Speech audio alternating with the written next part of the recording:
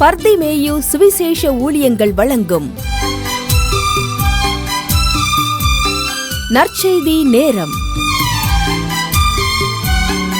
தேவ செய்தி pastor R. Augustine. இந்த நாளில் உங்களோடு பேசி வருகிறேன். தேவனை கூட புரிந்து கொள்ளாத மனிதர்களும் இருக்கத்தான் செய்கிறார்கள்.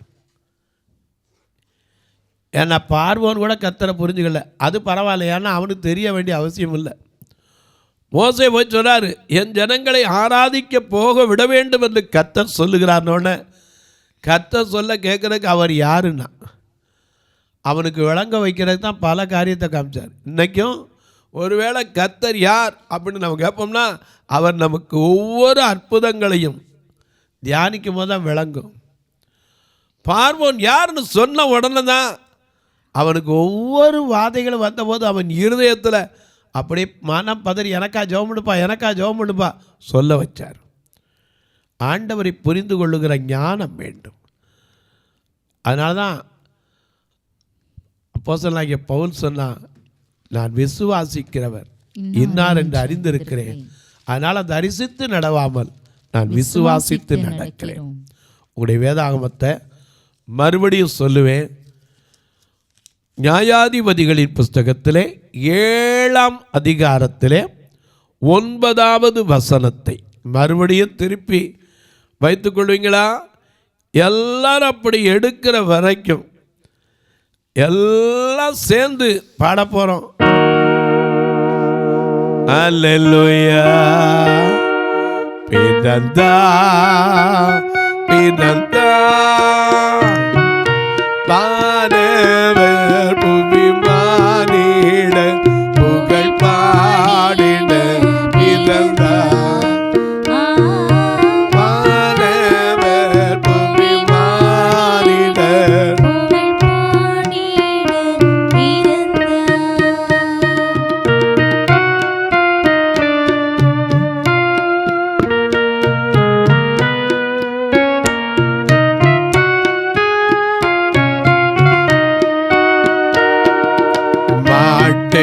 தொழுவோம் தெரிந்தெடுத்த மாகியபதி பனே மாட்டே தொழுவோம் தெரிந்தெடுத்த மாகியபதி பனே மேன்மை வெறுத்த தாழ்மை தரித்த மாயாகிய வளர்ந்தா மேன்மை வெறுத்தா தரித்தா மாயாகிய வளர்ந்தா மாயாகிய வளர்ந்தா பிறந்தா பிறந்தா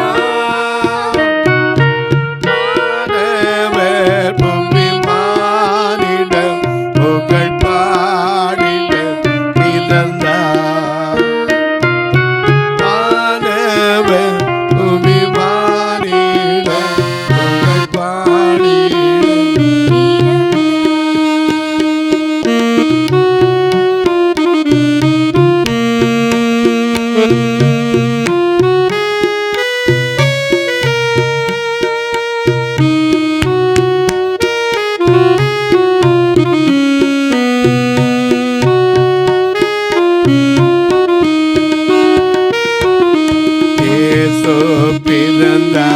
உள்ளமதில் இதைகள் சாத்திடுவோம்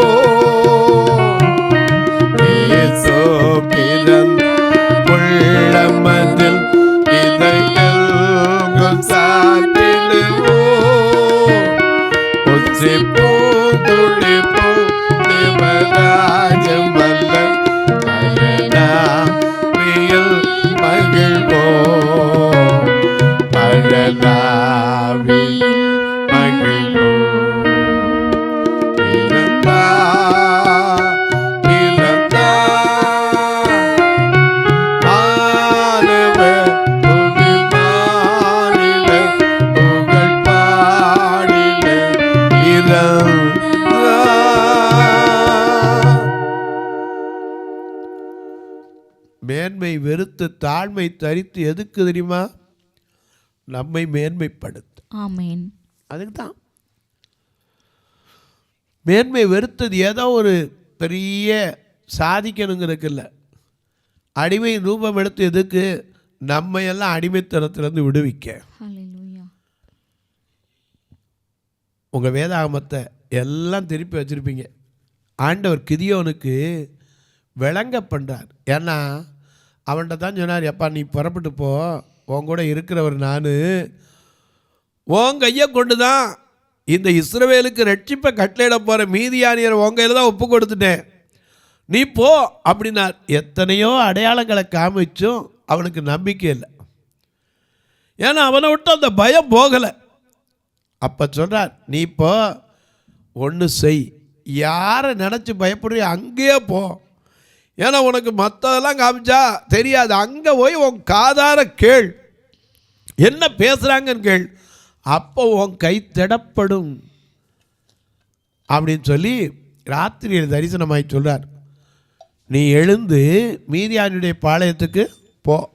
போக பயப்பட்டேன்னா உன் கூட என்ன செய், உன் வேலைக்காரனான பூராவை கூட்டிகிட்டு போ. அங்கே என்ன பேசுகிறார்கள், அங்கே என்ன பேசுறாங்கன்னு கேளு. அப்பொழுது சேனையினிடத்திற்கு திரும்புவது உன் கைகள் திடப்படும் என்றார். சரி, அப்படியே அவனும் அவன் வேலைக்காரனாகி பூராவும். அப்போ தனியா போய் உனக்கு மனசு வரல. யாரைத்தான் கூட்டிட்டு போனா? வேலைக்காரனை கூட்டிட்டு போனா. சேனையின் முன்னணியிலே ஜாமம் காக்கிறவர்களின் இடம் மட்டும் ஜாமம் காக்கிறவர். ஏன்னா படைபலம் படுத்திருந்தாலும் காக்கிறதுக்கு 2 பேர் இருப்பான். சகுர் ராஜாவுக்கு ஒரு தலைவன் தான். யாரு? அப்புனேர். இந்த அப்புனேர் தூங்கிட்டான். அதனால தான் தலைமாட்டில் இருந்த சொம்பை ஈட்டி யார் தூக்கிட்டு வந்தா? தாவீது. அப்பதான் இந்த பக்கம் வந்து நின்று, அப்புனேரே உம்முடைய பாளையத்தில் ஒருத்தன் வந்தானே, நீர் தூங்கிட்டேரையா, காக்க வேண்டிய ஆள் தூங்கிட்டேரே, அவன் கையில் எடுத்துகிட்டு வந்தானே ராஜாவை என்ன செஞ்சு காக்க வேண்டியது உம்முடைய கடமை அல்லவா? அவர் கேட்டான், நீ யாரா எழுத்துருன்னு கூக்குறல்ன்றதுன்னாரு. ஆனால் சகுலுக்கு விளங்குச்சு. அவன் என்ன சொன்னா? அப்பொழுது சகுல் தாவீதை நோக்கி என் குமாரனாகிய தாவீதே. எத்தனை வசனத்தை சொல்லிட்டு அப்பதான் உங்களுக்கு தெரியும். 1 சாமுவேல் 26:25. அப்பொழுது தாவீது, அங்கிருந்து சகுல் தாவீதை நோக்கி என் குமாரனாகிய தாவீதே நீ ஆசீர்வதிக்கப்பட்டவன். அல்லேலூயா. ஏன் தெரியுமா? ஒருத்தன் கேட்டான், எல்லா பையனும் தூங்குறான், இவனை ஒரே குத்த, ஒரு குத்து 2 குத்துல ஒத்த குத்தா குத்திட்டான்னா. அவன் சொன்ன, அபிஷேகம் பண்ண மேலே கையை போடுறது பெரிய காரியமா? அபிஷேகத்துக்கு அவ்வளவு வல்லமை உண்டுங்கிறத புரிஞ்சவன் தாவீது. அதனால தான் நீ ஒன்றும் செய்ய வேண்டாம், என்ன செஞ்சிரு, அவருடைய ஈட்டியையும் சன்னி சொம்பை மட்டும் தூக்கிட்டு வா. இங்கே வந்து சத்தம் போடுறான், அப்புனேரே யோ படைத்தலைவர், என்னையா தூங்குறீரு? ஒருத்தன் வந்துட்டு போனது உங்களுக்கு தெரியுமா? ஏன்னா சேனையை காக்கணும். அதனால தான் காவல்காரன், அதாவது ராத்திரி ஜாமக்காரர்கள் வெளித்திருப்பாங்க. அங்கே சொல்கிறாரு, நீ அங்கே ஜாமக்காரர் காத்திருக்கிற இடம் வரைக்கும் அங்கே போ அப்படின்னார். அப்படி போன கிதியோனுக்கு அங்கே ஒரு காரியம், 2 பேர் பேசிக்கொள்ற காரியம் கேட்குது. மீதியானியரும் அமலேக்கியரும் சகல கிழக்கத்திய புத்திரரும் வெட்டுக்கிளிகளைப் போல. அதென்ன வெட்டுக்கிளிகளை போலங்கிறாரு? வெட்டுக்கிளிகளை குறித்து நீதிமொழிகளில் வாசிக்கிறோம். 30ஆம் அதிகாரத்தில் 24ஆம் வசனத்திலிருந்து வாசிக்கும் போது, மகா பூமியிலே சிறியவைகளாய் இருந்தும் மகா ஞானமுள்ளவைகள் 4 உண்டாம். அவை யாவன? அற்பமான ஜந்துவாய் இருந்தும் கோடை காலத்திலே தன் ஆகாரத்தை சம்பாதிக்கிற எறும்பு 1. சத்துவமற்ற ஜந்துவாயிருந்தும் தங்கள் வீட்டை கண்மனையின் மேல் தோண்டி வைக்கிற குளிமுசல்கள். ராஜா இல்லாதிருந்தும் பவுஞ்சு பவுஞ்சாய் புறப்படுகிற வெட்டுக்கிளிகள். ஏன்னா அதுக்கு ஒன்னா போகாது, அப்படி கூட்டம் கூட்டமா தான் வரும். ஏன்னா கொரோனா காலத்தில் கூட வெட்டுக்கிளி வருதுன்னாங்க. யோவேல் காலத்தில் சொல்லியிருந்தார், வெட்டுக்கிளி விட்டதை பச்சை கிளி தின்றது. பச்சை கிளி விட்டதை முசுக்கட்டை பூச்சி தின்றது. அந்த விட்டு போன பலனெல்லாம் திரும்ப கொடுப்பார். அதனால தான் நீங்கள் சம்பூர்ணமாய் சாப்பிட்டு திருப்தி அடைந்து உங்களை அதிசயமாய் நடத்தி வந்த கர்த்தருடைய நாமத்தை துதிப்பீர்கள். என் ஜனங்கள் ஒருபோதும் வெட்கப்பட்டு போவது இல்லை. அழகாப்பா, என் ஜனம் வெட்கப்பட்டு போவதும் இல்லை, ஒரு நாளும் தலை குனிவு எனக்கு இல்லை. என் முகம் வெட்கப்பட்டு போவதும் இல்லை, ஒரு நாளும் தலை குனிவு எனக்கு இல்லை. இல்லை இல்லை தோல்வி இல்லை, இல்லை இல்லை இல்லை கலக்கம் இல்லை, இல்லை இல்லை இல்லை தோல்வி இல்லை, இல்லை இல்லை இல்லை கலக்கம் இல்லை, இல்லை முகம் வெட்கப்பட்டு போவதும் இல்லை, ஒரு நாடு தலை குனிவு எனக்கு இல்லை.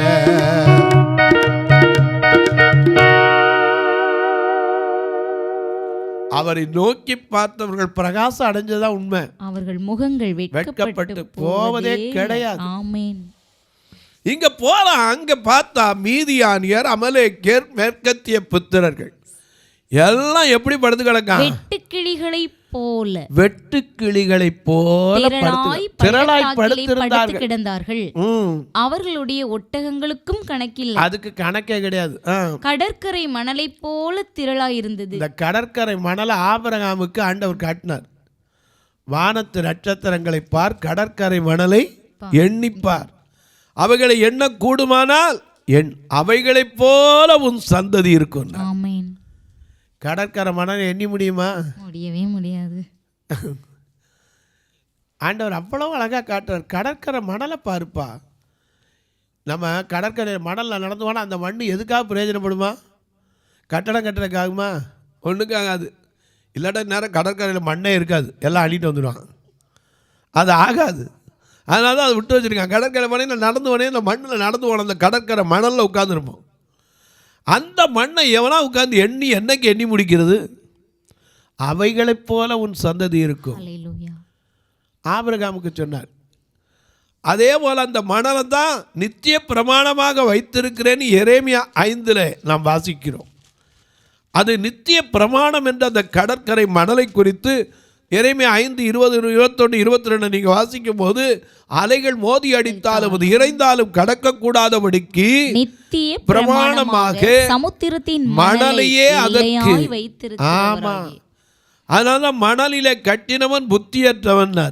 மத்தேயு 7:25 ஆகையால் என்னுடைய வார்த்தைகளை கேட்டு அவைகளின் படி செய்யாதவன் எவனோ அவன் தன் வீட்டை மணலின் மேல் கட்டின புத்தியற்ற மனுஷனுக்கு ஒப்பிடப்படுவான்.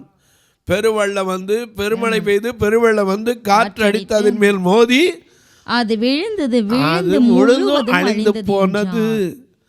ஏன்னா நம்ம பாடுறோம்ல, கற்பாறையின் மேல் கட்டினவன் புத்தியுள்ளவன், கற்பாறையின் மேல் கட்டினவன் புத்தியுள்ளவன், கற்பாறையின் மேல் கட்டினவன் புத்தியுள்ளவன். பெருமழை பெய்தது, பெருமழை பெய்தது, பெருமழை பெய்து நீர் விழுந்தது, பெருமழை பெய்து நீர் விழுந்தது, பெருமழை பெய்து நீர் விழுந்தது. அந்த வீடு அழிந்து போனது, அந்த வீடு அழிந்து போனது. அதே யோபு 5:6 வாசிக்கிறோம். தீங்கு புழுதியிலிருந்து உண்டாகிறதில்லை, வருத்தம் மண்ணிலிருந்து பிறக்கிறதும் இல்லை. சங்கீதம் 103:15 வாசிக்கிறோம். நம்முடைய உருவம் இன்னதென்று அவர் அறிவார், மண் என்று நினைவு கூறுகிறார். ஆதியாகமம் 2:8 பார்க்கிறோம். தேவனாகிய கர்த்தர் பூமியின் மண்ணினாலே மனுஷனை உண்டாக்கினார். இந்த மண்ணு நிறைய விஷயம் இருக்கு. எனக்கு கண்பாருடைய அழகா சொல்லார். மீதியானியர் வெட்டுக்கிளிகளைப் போலவும், ஒட்டகங்களுக்கு கணக்கே கிடையாது. அது மட்டும் இல்ல, கடற்கரை மணலை போல திரளாயிருந்தது. திரளாய் இருந்தார்கள். கிதியோன் வந்தபோது ஒருவன் மற்றொருவனுக்கு ஒரு சொப்பனத்தை சொன்னான். அங்க சொப்பனத்தை சொல்றாரு. என்ன சொல்றாரு? அதாவது இதோ ஒரு சொப்பனத்தை கண்டேன். சுட்டிருந்த ஒரு வார்கோதுமை அப்பம் மீதியானியரின் பாளையத்திற்கு உருண்டு வந்தது. அது நடந்து வரல, எப்படி வந்துச்சா? உருண்டு வந்து அது கூடாரம் மட்டும் வந்தபோது அதை விழத்தள்ளி கவிழ்த்து போட்டது. கூடாரம் விழுந்து கிடந்தது என்றான். அப்பொழுது மற்றவன் இது யோவாசின் குமாரனாகிய கிதியோன் என்னும். கிதியோன், யோவாசின் குமாரனாகிய கிதியோனுடைய இஸ்ரவேலுடைய பட்டயமே அல்லாமல் வேறல்ல. தேவன் மீதியானியரையும் இந்த சேனை அனைத்தையும் அவன் கையிலே ஒப்பு கொடுத்தார் என்றான். இதை விட சாட்சி வேணுமா? ஆண்டவர் காதுல கேட்க வைக்கிறார். உனக்கு இருக்கிற கொஞ்சம் பலம்தான், ஆனா உன்னோடு இருக்கிறவர் யார்? அவர் யாரு? சேனைகளின் கர்த்தர்.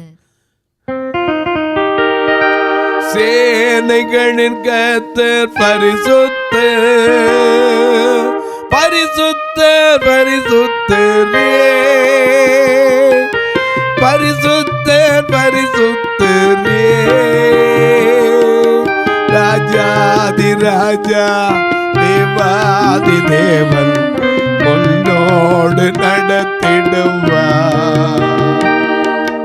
ராஜாதி ராஜா, தேவாதி தேவா, என்னை நடத்திடுவார்.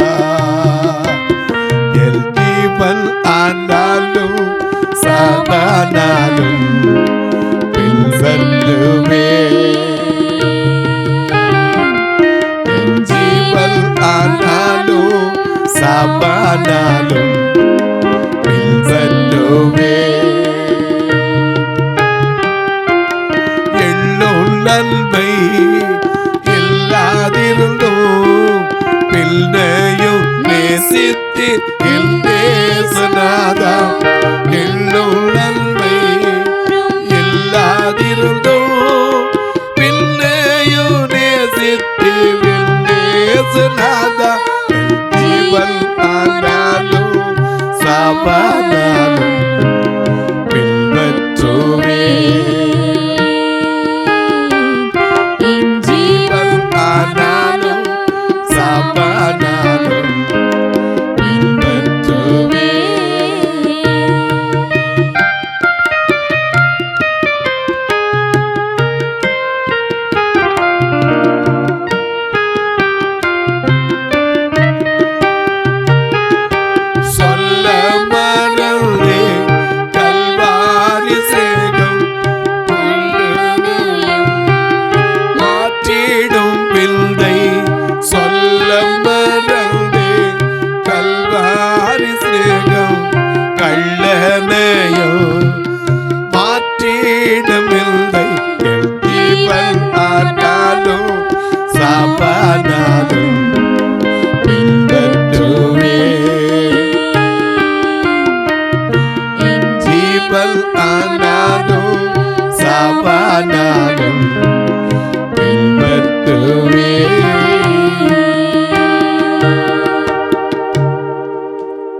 நமக்குள்ள இந்த ஒரு திட நம்பிக்கை வந்துருச்சா? திட நம்பிக்கை.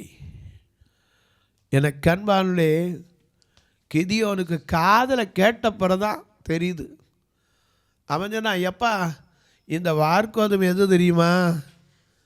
யோவாசின் குமாரனான கிதியோனுடைய பட்டயமே அல்லாமல் வேறல்லன்னா தேவன் மீதியானியரையும் இந்த சேனை முழைத்தையும் அவன் கையிலே ஒப்பு கொடுத்தார் என்ற போது கிதியோன் அந்த சொப்பனத்தையும் அதன் வியாக்கியையும் கேட்டபோது அவன் பணிந்து கொண்டு. அல்லேலூயா. அப்பந்தான் அவனுக்கு தெரியுது யாரு. நாம சொல்றோம்ல, பக்தரே பாரும் அசையாமலோடு நேர்பாரும் பலனை வானோரில் ராஜன் கிறிஸ்து பிறந்தார். சாட்சாங்கம் செய்ய சாட்சாங்கம் செய்ய சாட்சாங்கம் செய்ய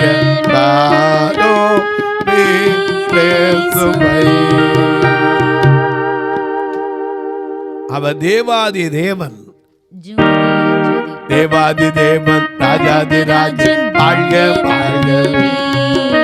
கத்தாதி கத்தன், மன்னாதி மன்னன், வாழ்க வாழ்கவே. தேவாதி தேவன், ராஜாதி ராஜன், வாழ்க வாழ்கவே. கத்தாதி கத்தன், மன்னாதி மன்னன், வாழ்க வாழ்கவே. மகிமை உமக்குதான், மாட்சிமை உமக்குதான், மகிமை உமக்குதான், மாட்சிமை அதுவும் உமக்குதான், மகிமை உமக்குதான், மாட்சிமை அதுவும் உமக்குதான். அவன் தேவாதி தேவன், ராஜாதி ராஜன், கத்தாதி கத்தன். அதனால தான் அதை கேட்ட உடனே அவனால் தாங்க முடியல, பணிந்து கொண்டான். அதை வாசிக்க திரும்ப.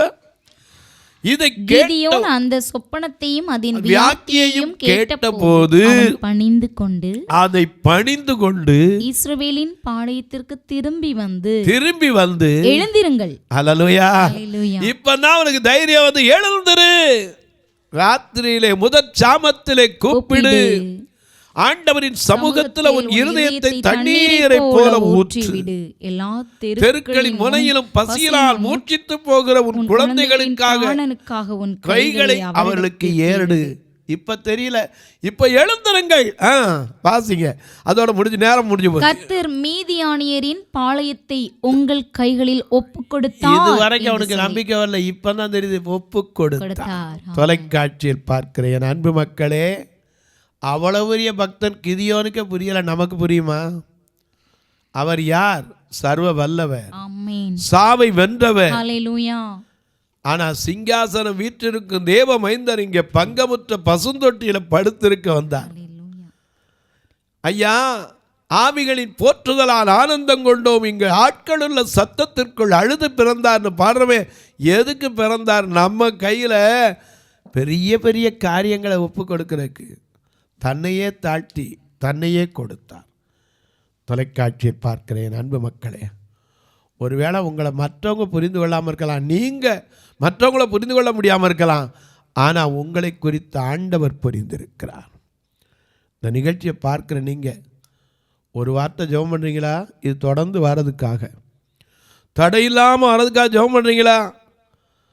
ஒவ்வொரு நாளும் வரணும் 5000 ரூபா செலவழிக்கணும். எனக்கு அன்பானே, எத்தனையோ பேர் தாங்கி வரீங்க, நாங்கள் பதில் உடனே பார்த்து கண்ணு தெரியாமல் இருந்து எழுத முடியாட்டா கூட சரி, அதை உடனே கூப்பிட்டு கேட்டுக்கிறீங்க. உங்களுக்கு நன்றி செலுத்துகிறேன். ஏன்னா எங்களால் உடனேலாம் போய் பார்த்து சொல்லக்கூடிய சூழ்நிலை இல்லை. அப்படி இருந்தும் கூப்பிட்டு விசாரிக்கிற ஒவ்வொரு தாய்மார்களுக்காய், ஒவ்வொரு சகோதரர்களுக்காய், ஒவ்வொரு பெரியோருக்காய், பிள்ளைகளுக்காய் நன்றி செலுத்துகிறேன். நீங்கள் தான் இந்த ஊழியத்தை நடத்தி வாரீங்க. கர்த்தர் கூட இருந்து துணை நிற்கிறார். உங்கள் ஒவ்வொருவரையும் ஆசீர்வதிக்கணும்னு நான் எப்போதும் ஜெபம் பண்ணிட்டு தான் இருக்கேன். எங்கள் சபையை ஒரு நாள் டைம் இருந்தால் வந்து பாருங்கள். 2 சபையும் 2 கண்ணு தெரியாத மக்கள், நல்ல வேலை இல்லாத மக்கள், இந்த கிறிஸ்மஸ் காலத்தில் கூட அவங்களுக்கு நல்ல உணவு கொடுக்க, உடை கொடுக்க, ஊன்றுகோல் கொடுக்க உதவலாம். ஏன்னா கிறிஸ்மஸ் என்றாலே கிஃப்ட்டு கொடுக்கிறது, ஒருவர் மகிழ்ச்சியில் கிஃப்ட்டு கொடுத்து மகிழ்கிறது. அதனால தான் எல்லாரும் அந்த கிறிஸ்மஸ் வந்தால் நன்மை செய்வதையே தன்னால் இயன்ற மட்டும் ஏதாவது செய்கிறதுக்கு தான் எல்லாம் நிற்கிறோம். நீங்களும் கர்த்தர் ஏவினால் கட்டாயம் அல்ல, விசனமாயல்ல. ஒரு வேளை கேட்கலாம், இந்த 1 மாதமா இல்லைங்க, வருஷம் முழுது எத்தனை பேர் தாங்கி வரீங்க, உங்கள் எல்லாருக்கும் நன்றி செலுத்துகிறேன். நீங்களும் ஒரு வேளை புதிதாக பார்க்குறீங்கன்னா எப்படி பிரதர் உதவுறது இதுக்கு கேட்கலாம்.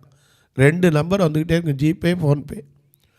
இது வழியாக நீங்கள் பக்கத்தில் யாராவது படித்தவங்களோ அல்லது ஆன்லைன் வச்சுருக்கவங்களோ போய் கேட்டிங்கன்னா இந்த நம்பரை கொடுத்தா போதும், ஃபோன் பண்ணிடுவாங்க. அது பணத்தை அனுப்பலாம். அது மட்டும் இல்லை, ஐயா எனக்கு கணக்கு வைக்கணும்னு கேட்டால் என்கிட்ட கேளுங்க, அதற்கான விளக்கத்தை சொல்லுவேன். ஒருவேளை சுவிசேஷ பணிக்கு கொடுக்கணும்னா அப்படின்னு கேட்கலாம்.